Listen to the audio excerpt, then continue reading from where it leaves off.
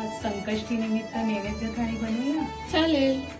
गजानना गजानना पार्वती नंदन गजानना विघ्न विनाशक एकदंताय गौरी पुत्र